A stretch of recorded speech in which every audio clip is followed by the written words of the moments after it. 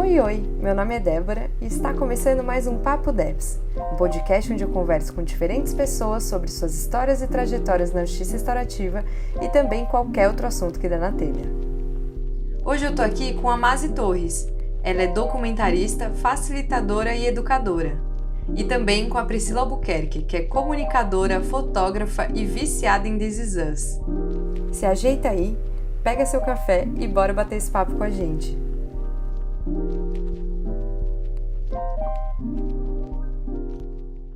Howard Zehr é um nome muito conhecido e muito importante na área da justiça restaurativa, sendo seu livro Trocando as Lentes uma das obras mais utilizadas para o estudo do tema aqui no Brasil e pelo mundo. Nessa obra, ele traz a ideia de mudar o foco quando estamos falando de crime. Ao invés de focar na lei violada, focar nas relações afetadas. Muito curioso que ele também é fotógrafo, e ele tem uma obra chamada Doing Life, que são retratos e entrevistas com pessoas cumprindo pena de prisão perpétua nos Estados Unidos. E, novamente, ele traz essa perspectiva de qual foco estamos criando quando falamos de crimes. E é nesse contexto de fotografia, mudança de foco e justiça restaurativa que está aqui com a gente hoje a Priscila Albuquerque e a Mazi Torres. Pri, conta pra gente como foi seu caminho até chegar na fotografia. Olá, gente! Primeiro de tudo, queria falar que estou muito feliz de estar aqui. Dé, muito obrigada pelo convite. E eu sou a Priscila Albuquerque, tenho 27 anos e sou fotógrafa de parto. O meu caminho com a fotografia foi muito inusitado, assim, não foi uma coisa tão planejada. Eu sou, na verdade, formada em relações públicas e sempre trabalhei na área de comunicação, seja em empresa, seja em agência, mas eu nunca me identificava tanto assim com o mercado de trabalho. Já era uma vontade minha, né, trabalhar como autônoma de alguma forma e só não vinha a ideia do que eu poderia fazer. E aí, no final de 2019, eu resolvi investir em um curso para mim, né, em algum hobby pessoal mesmo. E foi quando eu pensei em fotografia. Então, continuei no mercado, trabalhando com vendas. Mas quando eu fiz o curso de fotografia, eu fiquei com muita vontade de entrar para a fotografia de parto, que já era um mercado que eu acompanhava há um tempo. Tinha bastante interesse nesse tema, em entender mais sobre o nascimento, sobre a fisiologia da mulher. E aí, depois de fazer o curso, que acabou em fevereiro de 2020, veio a pandemia. E aí não tinha nenhuma possibilidade de conseguir entrar para esse mundo assim, de fotografia de parto. Mas em julho do ano passado foi quando eu consegui o meu primeiro parto, ainda trabalhando. E então as coisas começaram a fluir muito melhor do que eu imaginava, assim, veio um parto atrás do outro, gestantes me indicando e as coisas fluíram muito bem, até que eu resolvi então sair do meu antigo emprego e focar totalmente nesse mercado de fotografia de parto, que é onde eu atuo desde então, já há uns 8 meses, e estou muito feliz, assim, tem sido uma experiência mega transformadora, de renovação mesmo, assim, de propósito de vida, de ter me encontrado de alguma forma e entender a importância do meu trabalho na vida de tantas mulheres, né, que se veem muito mais potentes depois dessas fotos de seus partos. Muito legal, Pri. Faz todo sentido a questão de mudança de foco aqui, né, como você mudou completamente das vendas para fotografia de parto e como a gente consegue perceber até na sua fala, assim, quando você está falando da fotografia de parto, a fluidez disso tudo, né, e como está conectado com você, muito mais do que na época de vendas e tentando se encaixar dentro do mercado, enfim. Muito, muito incrível e agradeço muito você estar aqui com a gente hoje. E queria perguntar para você, Mazi, que eu sei que você tem uma produtora, né? Como que foi essa caminhada aí na foto e tantas outras ferramentas do audiovisual, né? Então, sabe que eu estava ouvindo a Pri agora e fiquei me lembrando um pouco de como eu comecei, né? Então, eu lembrei que na casa dos meus pais sempre teve máquina. Então, meu pai era um cara entusiasmado com imagem, com som. Então, desde pequena, e aí eu acho que por volta dos 13, 14 anos, eu comecei a fotografar fotografia estática, né? Então, a gente tinha, na época do filme ainda, eu lembro que era caro, então tinha que cuidar super bem de cada clique, sabe? Tinha uma coisa de uma economia, né? De uma coisa ligada a dinheiro mesmo, né? Cada rolinho de 24 poses que chegava lá em casa pra mim era um super presente, assim. E essa generosidade do meu pai, eu soube trazer como oportunidade, assim, eu acredito que foi isso, assim, porque também depois quando ele trouxe aquelas máquinas de VHS, de vídeo, né, quando o vídeo pôde entrar dentro da casa das famílias brasileiras e do mundo, assim, todo mundo começou a fazer vídeo, né, imagem em movimento, então eu também peguei isso como se fosse, assim, uma solução para minha vida, né, era uma coisa minha mãe até fala que, assim, eu era uma pessoa muito isolada, num certo sentido, porque eu só via graça nesse tipo de coisa, né, construção de imagem, captação de som, etc. Então, eu acho que depois ali, pro final dos anos 80, anos 90, eu entendi que dava para estudar um pouco de foto. Naquela época no Brasil tinha poucos lugares pra gente estudar, assim, fotografia, assim como o cinema. E eu fui pro Senac nos anos 90, que foi uma fase muito interessante do Senac, né? Formou muita gente importante. E fiz tudo que tinha ali, de todos os módulos, todos os tipos de fotografia. E eu acho que naquele momento lá, mais ou menos com 19, 20 anos, eu também entendi que dava para fazer dinheiro com isso. Então, a fotografia social, o casamento, estar em eventos era um jeito muito mais fácil de ganhar dinheiro, né? Porque aí também você quer, sabe, você quer trocar o equipamento, aí você começa a ficar mais arrojada e quer ter outras lentes, né, Pri? Aquilo Com entra certeza. Putz, você entra na veia, né? Você começa a ficar meio viciada na história, né? E aí tinha ainda que pagar o negativo, né? Então, eu comecei a fazer casamento. E aí, eu acho que o casório, fazer casamento, foi começar a fazer documentário. O corpo, para você estar num casamento, e eu acho que, eu não sei como é que a Pri se sente nesse sentido, mas acho que o corpo nosso, para estar dentro de um parto e dentro de um casamento, é o corpo do documentarista, né? Eu não vejo em absoluto a divisão, essa cisão que veio da academia, né? Ou você vai estudar cinema, ou você vai estudar rádio e TV, ou você vai para fotografia estática. Eu entendo que foi algo que historicamente foi construído, até porque vieram de maneiras diferentes a questão da imagem, né? A gente acha isso na história. Mas, pensando em nova era, gente, nós aqui restaurativas, não tem como dividir mais. Não tem. A Pri é uma documentarista, sabe? Então, isso pra mim foi muito fluido, né? Saí da fotografia estática, eu fui fazer faculdade de rádio e TV, estudei a fotografia em movimento, virei diretora de fotografia para cinema. Aí aquela coisa que eu já estava sentindo vontade de conversar com as pessoas, aí eu queria largar a câmera e precisava entrevistar as pessoas, eu queria estar olhando na cara das pessoas sem um artefato na minha frente, né? Sem um ruído na minha frente. Acho que é um pouco dessa construção natural, né?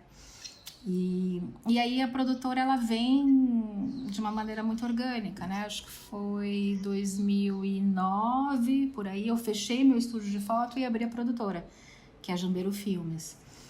E nessa mesma toada, querendo estar registrando as coisas, né? E acabei, eu e a minha sócia, a gente acabou focando no terceiro setor, porque eu não conseguia vender produto, assim, eu não estava conseguindo falar sobre ginástica, fitness, eu não conseguia mais vender roupa, né, assim, eu precisava estar com as pessoas, assim, eu acho que já tinha um quê de restauração ali, de uma necessidade de criar vínculo mesmo, né. E muito curioso isso que vocês trazem, porque, assim, ouvindo de um lugar de que não sou fotógrafa, fica muito, muito forte, assim, para mim, esse lugar de ouvir histórias, né, e de estar ali com a história daquela pessoa. Isso que você trouxe, Masi, de ser, né, uma documentarista, fiquei imaginando a Priscila no meio de um parto, né, que, assim, para mim é até difícil dimensionar, assim, a emoção e, enfim, todo o sentimento que está envolvido naquele momento. E você tá ali focando em momentos específicos para contar uma história, né? Eu queria até perguntar para você, Pri, como que é isso, assim? Eu até poderia elaborar mais essa pergunta, mas é realmente assim, como que é estar nesse lugar, nesse contexto de parto? Como que é se comunicar dentro desse lugar, né, para tirar as fotos, para achar os momentos? Como que é isso para você? Sim, é muito interessante mesmo, e eu costumo sempre falar que, de fato, a fotografia de parto é uma fotografia documental, né? Então eu me sinto muito nesse papel de documentar tudo o que aconteceu a partir do momento que a gestante entrou em trabalho de parto, né? Como que foi esse progresso dela ao longo do trabalho de parto, até o nascimento de fato, as primeiras horas do bebê. E para mim, assim, é muito especial fazer parte de um momento tão único, né, na vida de alguém. Mas mais do que o nascimento daquele bebê em si, eu penso muito na transformação de fato da mulher, né? Então a gente até brinca que existe um modo assim que ela entra da partolândia, que ela perde um pouco da consciência, né? Do que ela tem feito com o corpo dela, da onde ela tá, as pessoas que estão em volta.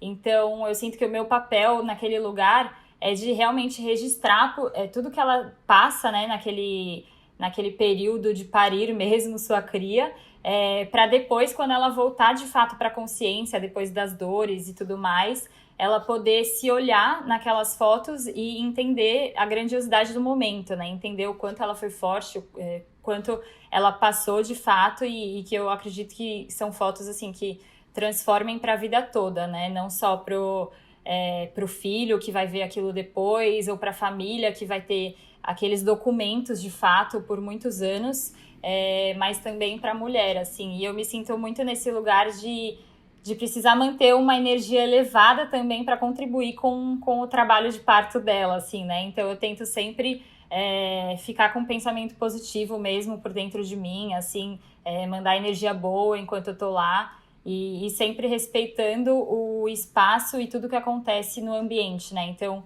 eu acho que a fotógrafa de parto precisa muito sentir o momento que é legal fazer fotos ou não, ou tem um momento que você precisa parar um pouco, de clicar, né? Respeitar o que está acontecendo lá, ficar um pouco de canto. Então eu me sinto muito nesse papel aí de entender o que está acontecendo naquele momento para sentir quando é minha hora de atuar. E você trazendo esse lugar da transformação da mulher, né, que eu acho muito incrível, eu fico pensando também nessa outra perspectiva, né? Porque assim, quando eu tô vivendo alguma coisa, eu tenho a minha perspectiva, né? E aí, quando vem uma pessoa que tira uma foto, sei lá de qual momento, né, do que eu tô vivendo, é uma outra perspectiva, né? É uma outra. É como se fosse, como se me desse um outro foco da minha própria vida. E aí você trouxe isso sobre no parto, né? Como você traz para as mulheres uma outra perspectiva delas mesmas e como isso pode ser transformador, né? E aí, puxando isso um pouco para o meu lado aqui de justiça restaurativa, já que eu não sou fotógrafa, pensando realmente assim nessa mudança de foco e possibilidade de transformação, queria perguntar para vocês duas assim, como que vocês sentem essa necessidade de escuta, né, e essa necessidade de diálogo mesmo quando a gente está falando de foto, né? Porque uma impressão que dá é que o fotógrafo é um ente descolado do contexto que está ali tirando fotos, mas como que é isso, assim, esse movimento de escuta e diálogo dentro de um cenário que tá vivo, né? Sim, eu acho que até para complementar um pouco do que eu falei agora, eu sinto que a minha escuta vai muito dessa sensibilidade mesmo de entender o momento, né? Então, não necessariamente a escuta da fala de alguém, mas sim de escutar e ler o ambiente para entender que momento que eu tenho que agir ou não, ou ficar um pouco de canto, assim. Mas uma coisa que eu sinto muito também de escuta para entender o cenário do parto, entender o que as mulheres vivem, eu busco muito conhecimento mesmo, assim, seja através de estudos, livros que falam sobre isso, né? Tem muitas mulheres que fazem seus relatos de parto, tem documentários que falam sobre o cenário do parto no Brasil. E antes também de cada parto, cada trabalho, claro, eu converso sempre com as clientes para entender, né, qual que é a expectativa dela daquele momento, quais são os medos, ou restrições que ela tem, né, com a minha presença lá, o que ela não quer ver, o que ela não quer que fotografe. Então eu tento muito escutar tanto a cliente quanto outras mulheres que falam sobre isso, ou estudos, enfim, sempre para me atualizar do tema, e como eu nunca vivi o parto, né, como protagonista mesmo da mulher parindo, eu escuto pessoas que já viveram isso para entender um pouco do que a pessoa sente naquele momento e assim poder fazer o meu trabalho da melhor forma, né? Eu acho que quando a Deb, acho que eu vou discordar de você quando você fala que você não é uma fotógrafa. Eu ia falar a mesma coisa, mas Não, porque é isso. Todos somos, né? Não, exato. Quer dizer, o corpo da fotógrafa é o corpo de quem observa e de quem enxerga. E aí eu queria só lembrar de uma frase do professor Carlos Eber, que é uma pessoa muito importante na parte de ensino da fotografia no Brasil, que ele fala que enxergar é um saber. Enxergar, a gente não basta ter olhos para enxergar, a gente tem que aprender a enxergar as coisas, né? E é por isso que a conexão da fotografia com o ser restaurativo, estar restaurativo, me parece tão óbvio, porque é isso que a Pri está falando, quer dizer, você está numa sala de parto, que é um momento talvez mais importante da vida de uma mulher, de uma magnitude, de uma dimensão tão grande e pede a nós um enxergar, um escutar, que também é um saber, né? Pensando em áudio. E como você transita nessa sala é uma condição humana, né? Então eu não consigo entender alguém que trabalha com justiça restaurativa sem ser fotógrafo nesse sentido, né? Acho que no mínimo são profissões primas. Sim, nossa, faz todo sentido isso, porque até pensando no que a Pri falou de não necessariamente tá tendo um diálogo, né, com palavras dentro da sala de parto, porque, né, não faria nem muito sentido, você tá ali escutando de outro lugar, né, que daí foi um pouco do último episódio aqui do podcast, que é sobre comunicação, e quanto comunicação não é estritamente falar a palavra, né, mas como comunicação é o corpo também, né, como que é você tá enxergando aquele corpo, e a partir do que você tá presente e escutando aquele corpo e enxergando aquele corpo, você se sente num lugar de respondida, né? De, bom, não é esse o momento, ou sim, esse é o momento. Isso depende de uma presença mesmo que vai além do que a pessoa falou, se ela quer ou não quer, mas é como ela tá ali dentro daquele contexto, né? E eu acho que é uma questão vincular, uma criação de vínculo, né? Eu fiz uma formação que eu acho que foi definitiva na minha vida com a Fernanda Laender e com a Heloísa Bonfante, que eu gostava muito quando elas falavam dessa construção do vínculo, que é isso que a Pri tá falando, né? Essa pré-conversa que ela tem com a mãe antes de entrar nesse grande momento dentro dessa sala, é também um pouco o que eu passo antes de sentar para entrevistar alguém, sabe?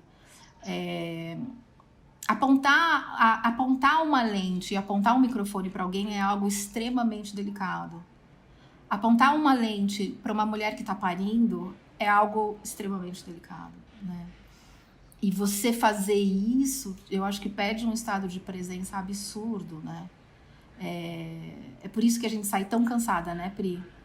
Com certeza. É por isso que a gente sai é um exaurir. A gente brinca que a gente sai até com um pouco de ocitocina, adrenalina, né? Parece que os hormônios vêm. Não, precisa dormir. Precisa dormir. Só dormindo. Precisa dormir, parece eu saindo do círculo. Não, você chega em casa, joga a mochila e dorme, não dá tempo pra jantar, entendeu? Porque é um tipo. Mas é difícil a mente desligar, né? Eu acho, depois de um momento tão eufórico assim, eu confesso que eu demoro um pouco pra pegar no sono, assim, no meio de tanta euforia mesmo. É isso. E, por exemplo, quando eu vou sentar, monto um set pra entrevistar alguém, é o cuidado do jeito que eu piso na casa da pessoa, sabe? É como eu toquei a campainha, é como eu direcionei a equipe para que a equipe transite naquele local de uma maneira respeitosa. Quando a gente entra na casa de uma pessoa para entrevistar, quando a gente entra dentro de um ambiente que não nos pertence, pode ser dentro do cárcere, pode ser na casa de alguém, né? Pode ser numa sala de parto, assim. Eu sempre me sinto tão agraciada, porque às vezes eu nem acredito que eu tô podendo fazer isso, sabe? é uma sensação de gratidão mesmo. E eu acho que é tão importante para mim passar isso para a pessoa que está me recebendo, sabe? De ela entender o quão grata eu tô. Porque eu acho que isso... E eu tento levar isso para as minhas oficinas, assim, com jovens, que a gente não pode levar isso de graça. Isso não tá dado. E o trabalho, o resultado desse trabalho, o clique da Pri e o take que eu faço no set, ele vai ser muito reflexo do que foi dessas ondas que foram criadas antes, sabe? E fazendo um pouco o link com sentar em círculo, talvez me veja um pouco isso. Como é importante aquele conversar antes, sabe?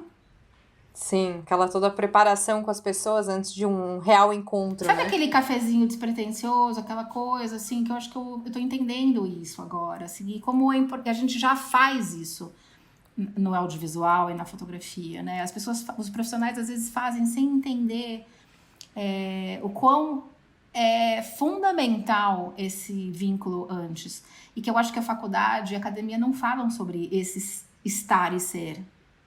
Sabe? Não sei se a Pri concorda, mas eu acho que isso não é passado pra gente. Né? O que é como se posicionar eticamente, como ser um ser convidativo, aberto ao vínculo, né? Como fortalecer o trabalho em si através desse ser e estar, né? Então, eu de fato, é o que eu falo pra você, Debbie, eu acho que você é uma baita de uma fotógrafa. Né? É o enxergar, o saber enxergar e o saber escutar, né? Então, danou-se, você é nossa colega e ponto. Eu não sei se...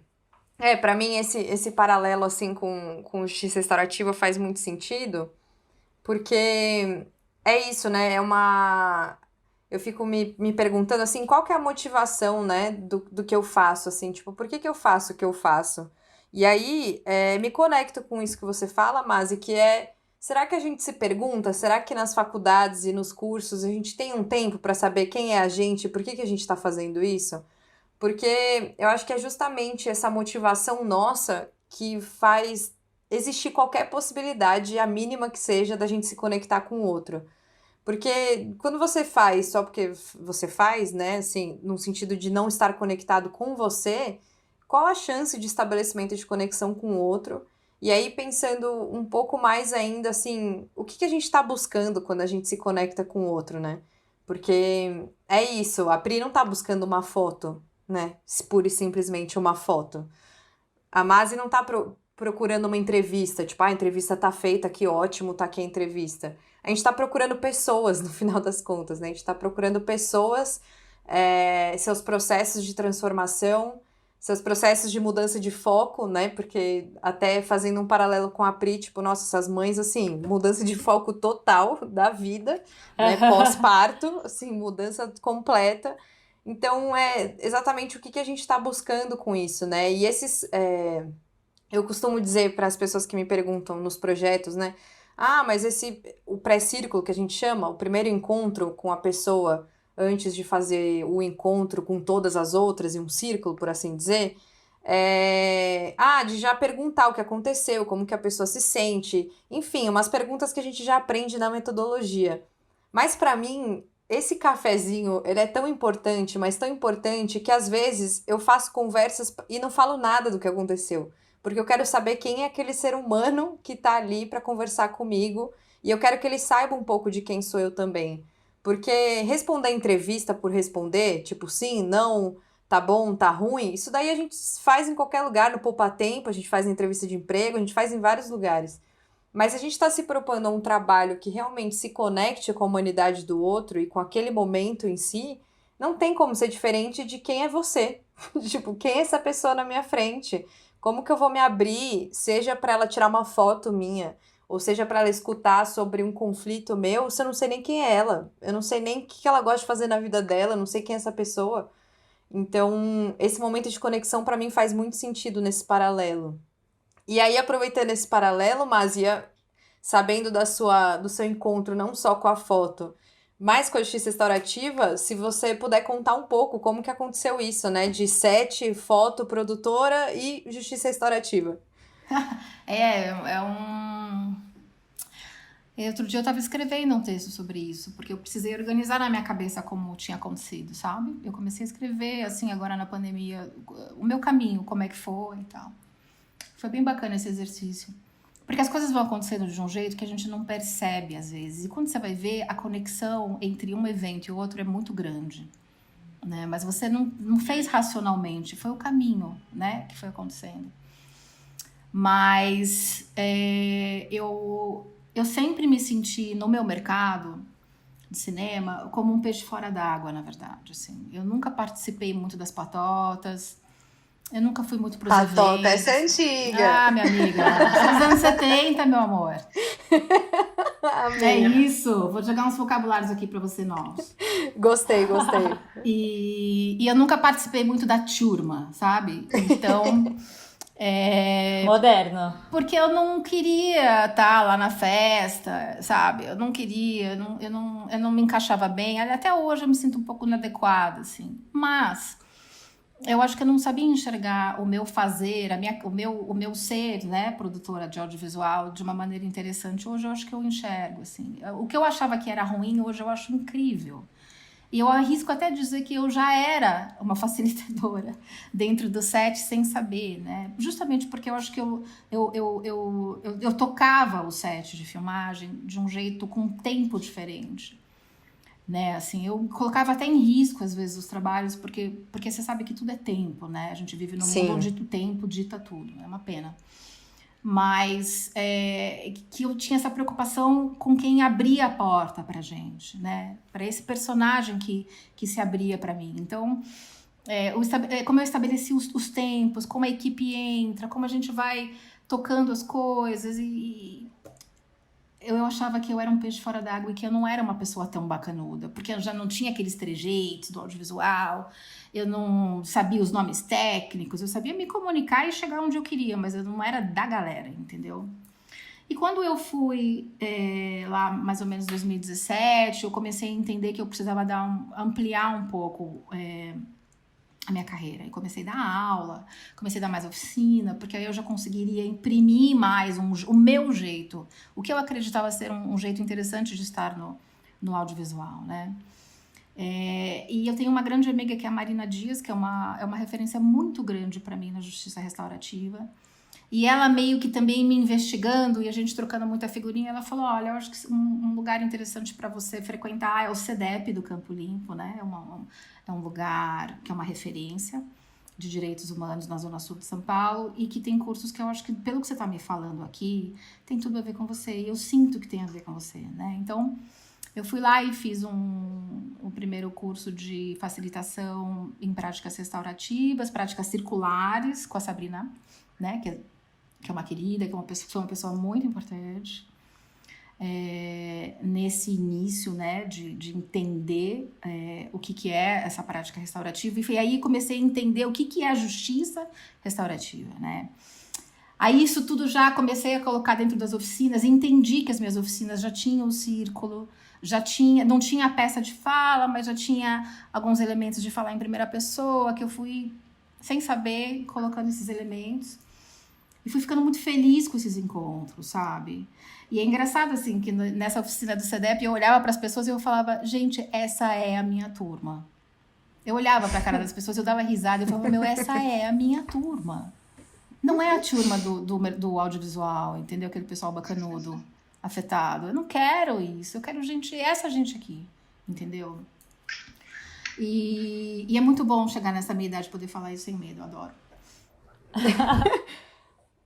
E eu achei incrível que você falou que não se sentia parte da turma, então eu acho que é um trio que não se sente parte da turma, né? Porque a Priscila não comentou, mas assim, muito desse caminho de fotografia que eu conheço faz parte de um não se sentir muito parte da turma. Então, É isso. acho que essa conexão, né, essa busca por conexão com relações e com propósito e algo que faça sentido nos leva, de alguma forma, a buscar presença, né? A buscar um novo lugar de ser e estar. E eu acho que o mais incrível é que eu não me sentia na turma do direito, e acho que nunca me senti, Pelo contrário, eu olhava pra galera da faculdade, assim, pra sala e falava, gente, eu devo ser muito esquisita pra vocês, né? Geralmente falavam que eu ia de pijama, só que era minha roupa normal, mas é que pro pessoal do direito aquilo era um bom pijama. Então, tipo, tinha isso, e aí eu fico pensando que hoje eu não saí do direito, né? Porque o projeto que eu trabalho, tipo, é o tempo inteiro dentro do judiciário, enfim. Mas é como eu consegui ressignificar essa minha presença dentro do direito, né? Porque antes era uma presença de encaixe, sei lá, de me sentir meio massacrada pelo que eu deveria estar sendo, deveria estar fazendo. E então acho que essa busca de conexão não necessariamente é para longe, né? Mas acho que é para perto de dentro de você. E aí você consegue estar onde você quiser. Assim, basicamente, se você quer tirar foto, por exemplo, você quer fazer oficina, né? Com coisa de justiça restaurativa, a Pri quer continuar trabalhando com essa questão de relações humanas, né? Mas de um outro lugar faz sentido, né? É isso, e eu acho que é, quando a gente acha a nossa turma, vamos dizer assim, quando as coisas fazem sentido, nada mais, todas essas questões vão pro ralo, sabe? E eu acho que outro encontro que foi importante para mim, que foi a formação que eu fiz com a Fernanda Laender e com a Elo Bonfante, que é Justiça Restaurativa e Filosofia Prática, né? Aí, para mim, foi a última chapuletada que eu precisava levar na cabeça, porque elas trazem essa possibilidade de a gente fazer, de a gente alinhavar esses saberes todos, né, Pri? Essa coisa de tirar as coisas da caixa.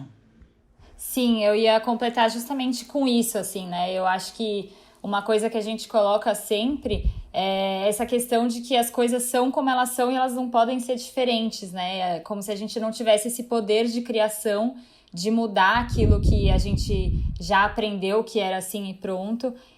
Então eu acho que a gente acabou indo por esse caminho aí de autônomas justamente por não aceitar as coisas como elas eram, né? Dentro dessas caixas mesmo. Então, uma coisa que eu sinto muito é que a gente tem essa dificuldade de abrir a cabeça e poder transmutar os conhecimentos, né? Entender que a minha formação de relações públicas, ela pode servir também para a minha carreira agora de autônoma como fotógrafa de parto, né? Assim como seu conhecimento de audiovisual também vai te ajudar na justiça restaurativa e vice-versa. E a Débora também com esse caminho diferente agora, o quanto ela não leva realmente do direito, né? O quanto ela realmente trabalha com isso, mas que as instituições colocam a gente muito preso, né? Assim, para fazer novas escolhas. É isso. Sim, e tem um lugar também pra mim quando eu penso nisso, que eu precisei muito viver os dois opostos, assim, eu não sei se isso aconteceu com vocês, mas eu quando vivi o direito, eu vivi realmente o direito, e aí, né, tive uma síncope de, meu, socorro, preciso sair daqui, de, tipo, viver toda a questão formal e das palavras e da roupa, enfim. E aí, quando eu me descobri não querendo aquilo, né, tipo, gente, eu não sou isso, não tem como encaixar a Débora nisso aqui, eu precisei dizer que eu nunca mais queria ver direito na vida. E eu lembro que, sei lá, faz pouco tempo que eu tirei tudo de direito da minha vida, apaguei que eu era advogada. Se alguém perguntava se era advogada, eu fazia uma cara de, mano, você tá louco? Que Jogou a advogado cadeirinha que da eu OAB no sou lixo? facilitadora. Então, assim, eu neguei, digamos assim, tipo, gente, não, isso não sou eu. E aí, depois de viver esses extremos de aqui não sou e aqui não quero nada disso, que foi aonde que eu comecei a estabelecer uma comunicação dentro de mim de o que me serve, o que me conecta, o que eu posso levar comigo, até onde eu consigo ir, que é o que eu tento viver hoje, né? Não sei se com vocês aconteceu isso, mas muitas coisas na minha vida, além da minha profissão, vão nesse lugar de eu precisar me desconectar daquilo pra me enxergar fora daquilo, né? Porque quando eu tava dentro do direito, eu tinha muita dificuldade de entender o que era meu e o que era do direito, o que me encaixava e o que não. Então eu precisei falar, meu, nada a ver isso aí, não concordo com o direito. E pra começar a me reconhecer nas pequenas coisas, assim, pra onde que eu gosto de viajar, o que eu gosto de me vestir, porque, né, já tinha uma vestimenta da faculdade, então o que eu gosto de usar de roupa? Tipo, me descobrir mesmo. Pra aí, então, eu falar, então eu posso continuar no direito sendo a Débora, sabe? Eu não sei se isso rolou com vocês ou isso é uma coisa meio Débora mesmo. Não, comigo rolou totalmente, assim. eu sempre brincava também que quando eu me arrumava, né, para trabalhar em escritório, parecia que eu tava me vestindo de uma personagem, assim, que eu tinha que colocar roupas que não eram as que eu queria, tinha que me portar como alguém que eu não era, né? Mas eu acho que realmente quando você sai totalmente desse mundo corporativo, que é o que a gente está acostumado como padrão, você começa a entender que dá para ter um equilíbrio, né? Você não precisa ficar totalmente sem isso, a gente consegue fazer parcerias com empresas ou trabalhar de certa forma para alguma empresa, mas de um jeito diferente, num outro formato. Mas eu sempre falava assim que eu me sentia realmente o peixinho fora da água, assim, né? De não entender como as pessoas conseguiam se adaptar àqueles ambientes e entrava nessa crise existencial achando que o problema era eu, né?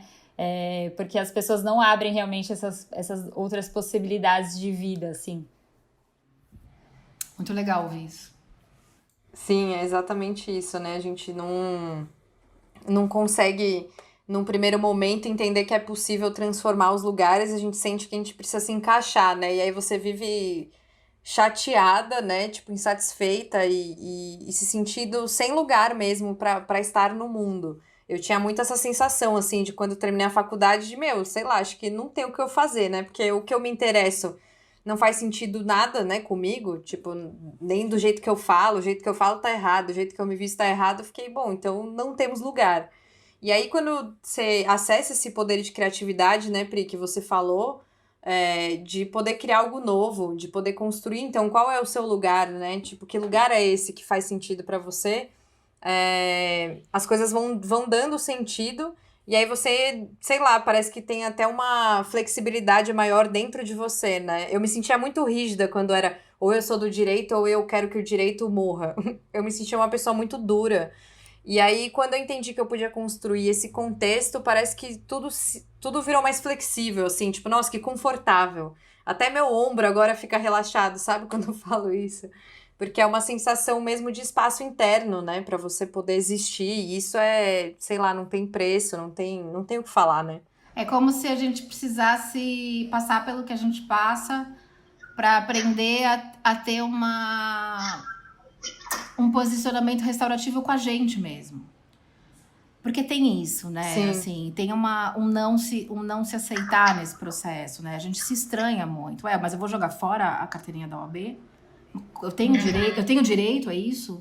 Porque a mente tá sempre bombardeando. A mente é aquele agiota que fica te lembrando toda semana que você ainda deve. Né? Ela nunca fala, você tá indo bem.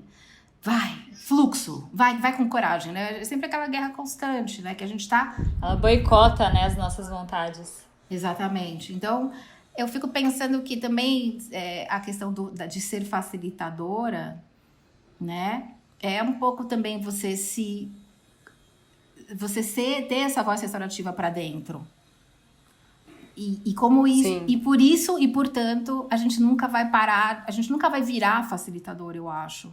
A gente vai estar sempre conquistando esse espaço, né? A cada Sim. dia, porque tem dias que você não se olha no espelho e fala, tá tudo inadequado.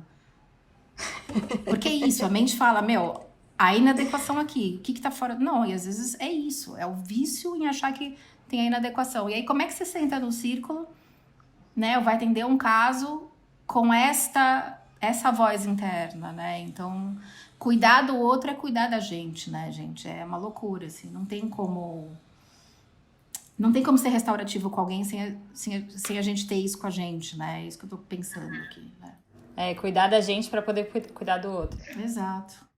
Sim, faz todo sentido. Bom, e é com essa ideia de inacabado, né, que a gente vai continuar sempre num caminho de ressignificação, porque talvez isso que a gente está falando hoje faça sentido, talvez daqui um tempo não faça mais e a gente possa construir novos significados, né, abusar da nossa criatividade e da nossa autonomia para construir significados únicos, que a gente vai encerrando o nosso papo aqui, que foi incrível. Eu queria agradecer demais a presença de vocês. Muito obrigada pela presença e disponibilidade, Pri. Muito obrigada, Masi. Foi um prazer conversar com vocês. Muito obrigada. Foi uma delícia. Eu que te agradeço muito, Dé. Fiquei muito feliz de participar e desejo muito sucesso aí nesse caminho que você está trilhando e construindo da forma que você acredita. E muito obrigada a você que ouviu. Se quiser acompanhar mais, me segue no Instagram, @papodebs, e daqui 15 dias sai um episódio novo. Um beijo!